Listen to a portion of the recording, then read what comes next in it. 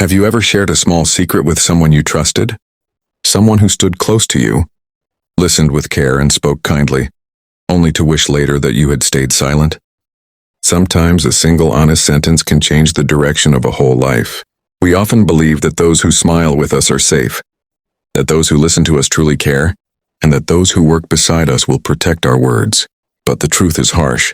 The closest ears are not always the safest, and the softest smiles can hide careless hearts. This is the story of how one tired man learned that lesson too late.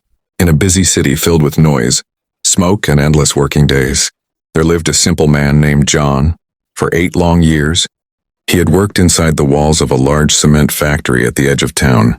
Every morning before the sun rose, he washed his face with cold water, ate the same simple breakfast, and put on his faded blue uniform that always smelled of dust and sweat. His routine never changed. He walked the same road, passed the same tea stall, nodded to the same guard at the factory gate, and joined the long line of workers who lifted heavy cement bags from one place to another. The machine screamed without rest. The air was thick with gray powder.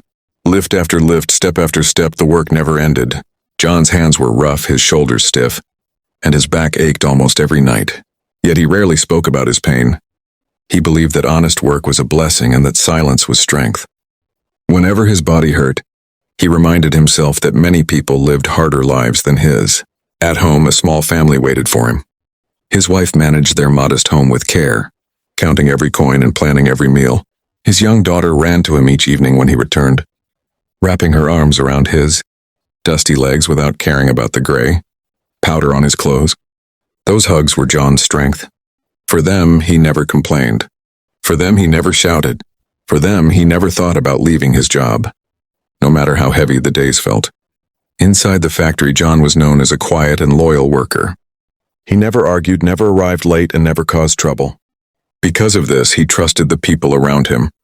These were the men he saw every day, shared tea with during breaks, and worked beside for long hours.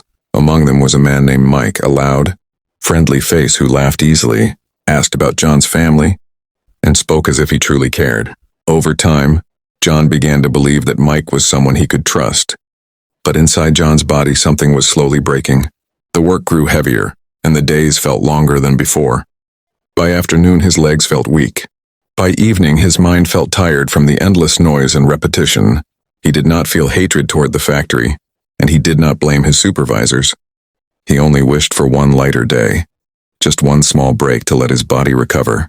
One evening, after a particularly hard shift, John walked home with Mike. The cement bags had felt heavier than usual that day, and a burning pain sat deep in his back. The sun was low in the sky as they passed the factory gate. John stopped for a moment, took a slow breath, and spoke words he had never spoken out loud before. He said his bones were aching. He said the loading work was becoming too hard for him. He said that maybe, just maybe, he would ask the supervisor for lighter work for one day, so he could rest. He did not complain about the factory. He did not say he hated his job. He did not say he wanted to quit. He spoke only with honesty and tired hope. Mike nodded, placed a hand on John's shoulder, and said he understood. He said that everyone gets tired sometimes. Hearing those words made John feel lighter. Being heard felt like relief. For the first time in a long while, he believed he had shared his burden with a friend.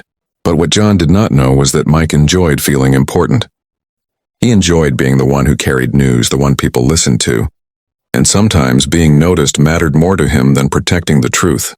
The next morning, during the tea break, Mike leaned close to another worker and spoke in a low voice. He said that John was unhappy and could not handle the work anymore. The worker looked surprised and asked if John was planning to leave. Mike shrugged and said maybe John was fed up with the factory. With those small changes, the truth began to bend. Tiredness became unhappiness. A wish for one day of rest became a desire to quit. As the hours passed, the words traveled from mouth to mouth. Each person added a little fear, a little imagination, and a little drama. By the end of the day, the story no longer belonged to John. By the next morning, it had grown beyond control, moving faster than John's tired body ever could. One worker told another that John was planning to quit. Another said he was spreading negative thoughts. Soon a floor manager heard that John was becoming a problem. The floor manager, worried about his own position, passed the fear upward. By the time the shift supervisor heard the story, it had changed again. Now John was not just tired, he was turning workers against the factory. When the message reached senior management, it was filled with panic and blame. No one stopped to ask John himself. Rumors were easier than truth. Finally, the story reached Mr. Henderson, the factory owner. He was a proud man who valued loyalty above all else. Already stressed about profits and unhappy workers, he saw John not as a tired man, but as a threat. In his mind, John had become a spark that could start a fire. So he decided an example must be made. The next morning, John arrived as usual. He greeted the guard, punched his time card, and picked up his gloves. Before he could reach his work area, 2 security guards stopped him and asked him to follow them. Inside the office, he was accused of betrayal, negativity, and planning to harm the factory. No matter how calmly he tried to explain that he only asked for lighter work for one day, his words were ignored. The decision had already been made. John was fired on the spot. His final pay was placed on the table. His name was quietly marked as unwanted in nearby factories. When he walked back through the factory gate he had passed for years, whispers followed him like shadows. In the days that followed, the story outside became even darker. People said he was dangerous. People said he could not be trusted. Wherever he went to ask for work, doors closed before he could explain. At home, his wife watched him grow quieter.